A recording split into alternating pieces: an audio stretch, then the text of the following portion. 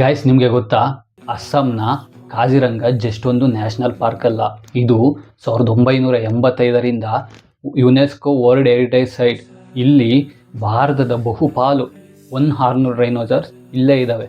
ಇದೆಲ್ಲ ನಿಮ್ಗೆ ಯಾಕೆ ಹೇಳ್ತಾ ಇದ್ನಪ್ಪ ಅಂತ ಹೇಳಿದರೆ, ಅಸ್ಸಾಂ ಸರ್ಕಾರ ಕೇಂದ್ರ ಸರ್ಕಾರಕ್ಕೆ ಒಂದು ಪ್ರಪೋಸಲ್ ಕಳಿಸಿದೆ.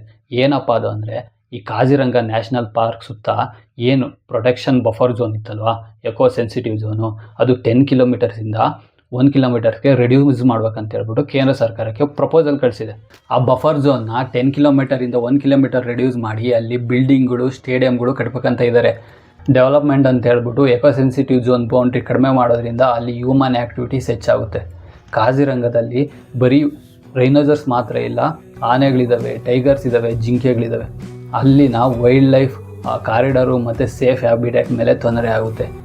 ಆನೆಗಳ ಸಂಚಾರದ ಮೇಲೆ ತೊಂದರೆ ಆಗುತ್ತೆ.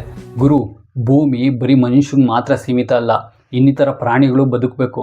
ಸೊ ಗಾಯ್ಸ್, ಇದ್ರ ಬಗ್ಗೆ ನೀವು ಒಂದು ಸ್ಟ್ರಾಂಗ್ ವಾಯ್ಸ್ನ ರೈಸ್ ಮಾಡಬೇಕು ಸೋಷಿಯಲ್ ಮೀಡಿಯಾದಲ್ಲಿ. ಆಲ್ರೆಡಿ ಸೋಷಿಯಲ್ ಮೀಡಿಯಾದಲ್ಲಿ ತುಂಬ ಜನ ಇದ್ರ ಬಗ್ಗೆ ಮಾತಾಡ್ತಿದ್ದಾರೆ.